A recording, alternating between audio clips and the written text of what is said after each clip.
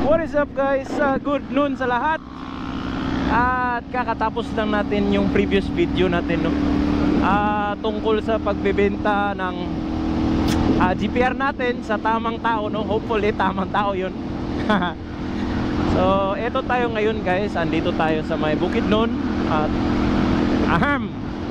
na-videohan ko na rin sa wakas guys na pumalo na to ng 200 plus ang ating SR 450. So sa brochure guys, ang top speed po niya is 190 yung nakalagay, no?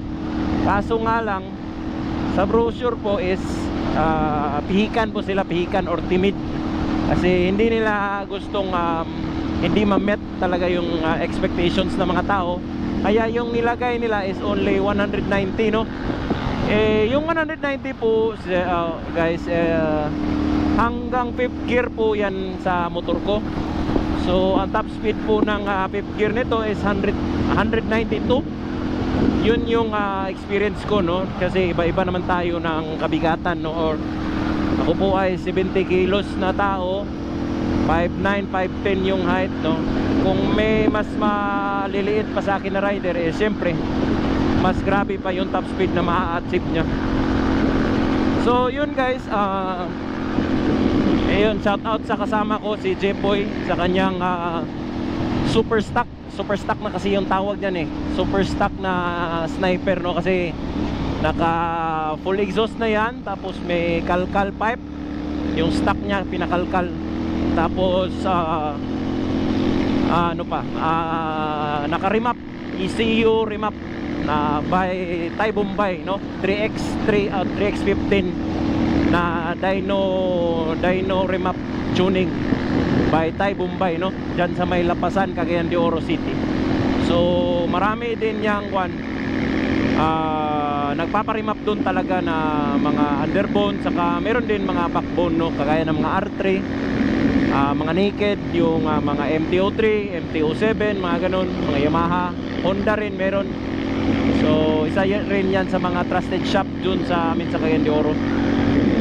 So ito naman sa akin guys is na-remap na moto at saka full exhaust. Medyo tapos yung suot po natin na exhaust for today's ride, no, is ating Yoshimura Alpha, yung maiksi na Yoshimura. So yun guys,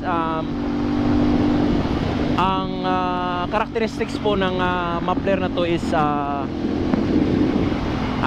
malakas siya sa arangkada guys. Basta mga lahat na shorty pipe is malakas talaga yung arangkada, no? Yun yung lagi yung tatandaan. Yung mga malalaki guys, yung mga long type yung tawag kasi is pangduluhan, no?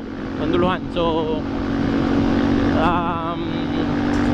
sa naka-order anong tawag dito, hopefully dadating yung ating Akrapovic M1 na premium copy next week, before yung mag-endurance tayo dun sa SMB Motovlog Adventure Rally, Mindanao Adventure Rally, no? Yung 1,200 na kilometers na endurance challenge, no? So yun guys, kita-kits po tayo dun. Sa lahat ng aking mga followers, subscribers, at saka pati na rin yung mga bashers ko, kita-kits muna. Kita-kits na lang tayo dun, okay? So yung mga bashers ko, so pwede nyo lang akong lapitan at saka hinga ng sticker, no? Wala tayong hate, bahala na kayo dyan, kasi hindi ko naman kayo inaanaw. So wala tayong talo-talo, bahala kayo dyan kung ano yung gagawin nyo.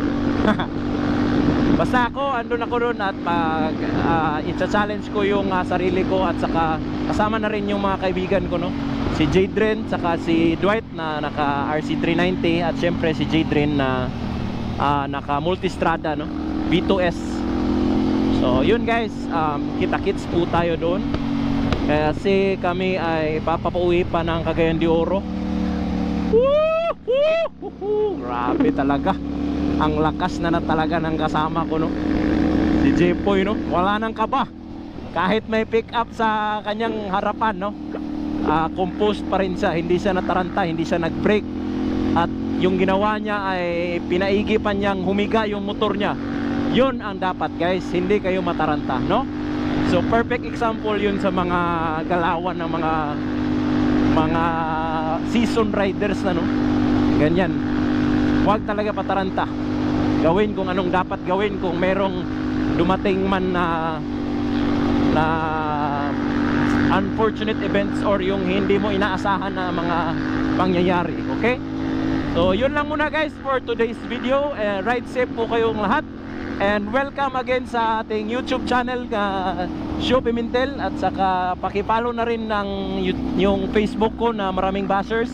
Same pa rin yung name, yung account ko yun kasi. Okay? See you again soon guys. Bye bye.